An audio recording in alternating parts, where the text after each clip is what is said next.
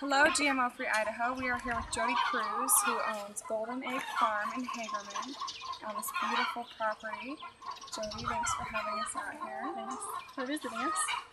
Jody sells eggs to Idaho's Bounty, but she also has her own chickens and goats and cows that she uses for personal use. And so, Jody, can you maybe just talk about how you got started with laying and got hooked up with Idaho's Bounty? Well, as far as the layers go, we just first started out with 6 chicks just for fun for our kids, but we did want to have eggs because we're big egg eaters for our family. And then some people we were buying eggs from at the time moved away, so we ended up getting more than 100 layers all at once, so it was a perfect time when we started. That was about 2 years ago. And then, so at one time I was up to about 170 hens, and last year we downsized, so now I only have about 35, but it's been a great experience. I never knew anything about chickens, but now they're kind of like my babies. Yeah. And it's funny how you can know not all of them individually, but there's some of them you can have like even just your favorite chicken.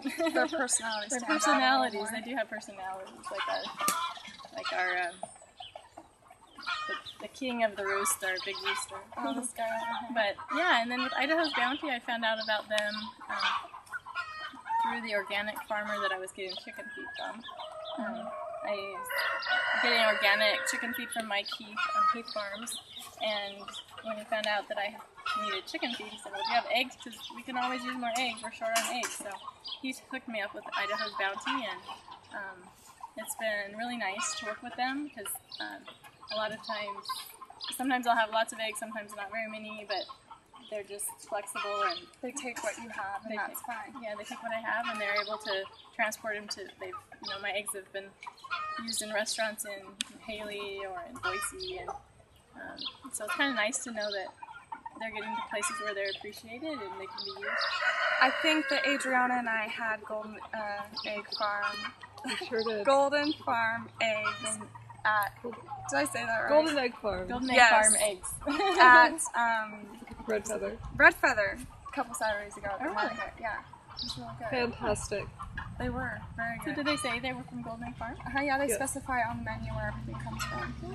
So well, that's exciting. I don't always know where they end up, so. Oh, that's cool. We're a little starstruck right now.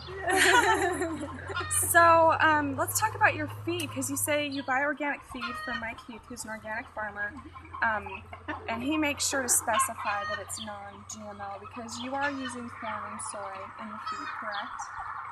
Or not the layers are eating only organic wheat. That's right, that's what you're saying. Okay, so your layers are just organic wheat. Organic wheat, and they're free range, so they get lots of bugs, and we'll throw them some scraps from the kitchen or whatever. But we don't we don't usually have GMO stuff in our kitchen, so that way they should be GMO free. And there's never a need for antibiotics, or obviously you don't use hormone. No. They're really healthy chickens, and they just scratch around, and I haven't had any problems. There's definitely no need for antibiotics. Well, when you have a smaller operation and they are able to roam, unlike factory farming, I mean, you really don't need them, and so that's really cool. And then these back here, these are for your personal use. Yes. These are your meat chickens. These are our meat chickens. And they do eat corn and soy, correct, in their feed, but it is non-GMO. That's right. Most of the time they haven't had any soy. They did have some corn. I've also got the mixed grains from my feed. I just got a couple bags of organic broiler finisher, and it does have some organic soy in it. But in general, I try to stay away from soy, even if it's organic. So, but that's a good rule. We were talking about that last night. Yeah.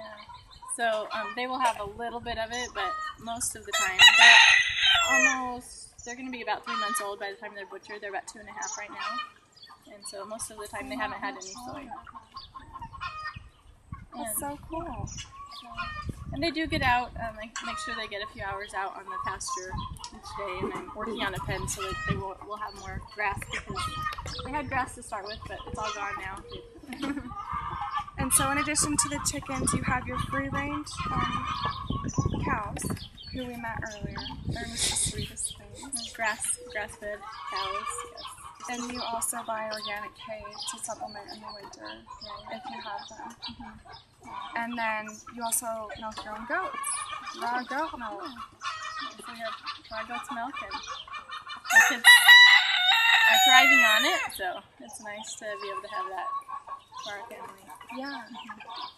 So this is what I love about what you're doing, is because even though you're a smaller operation, and like you were saying, if you have eggs, Idaho's Bounty will take them, and they're not too concerned about pumping out volume. But most important, you can feed your family, you can freeze your chickens. I know you did turkeys last year, and you're able to be self-sufficient on wholesome, organic, clean foods. Yes, it makes such a difference to know where your food is grown and to be able to grow some of it yourself. It helps on the budget too, and it's a lot of work, but it's worth it. Yeah, and enjoyable work. You're out in the sun, interacting with these little creatures. Yeah. So is there anything else that you want to add? I think each of us has to try to be informed and make our choices and do what we can. I mean, I lived in an apartment for many years before this, and I didn't have a chance, but now that we have the opportunity to, I'm trying to make the most of it. I think that you're a great example for everyone to kind of follow that, with the free range and having your own animals. And in the future, do you see yourself expanding and trying to grow again? Because I know you've expanded and downsized and possibly. Well, I think I would like to get more.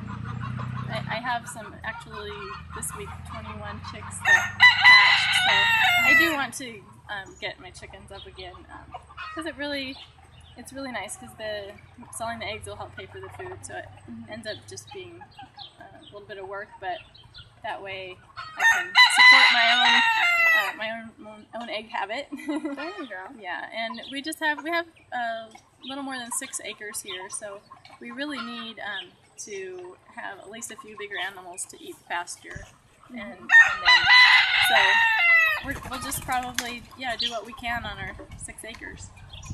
I forgot about your little lamb over there. Yeah, we have a lamb. A little lamb. And lambs don't eat as much, so we just have a one right now, but if we ended up expanding, getting more, it's a little bit cheaper to keep them through the winter than it is, because this winter we just had goats and one cow through the winter, because the hay is pretty spendy. The price is going up. Yeah, the hay's spendy, but so in the winter, animals like the goats and the lambs that don't eat quite as much are a little easier to keep through the winter. That's cool. Well, Jody, thanks for having us out. Your farm is beautiful. Well, thank you. And I'm hoping we can stick around for a minute and get a couple eggs if they decide to. Sure. It sounds like they're making noise in there. Lunch. So hopefully. Yeah. Cool.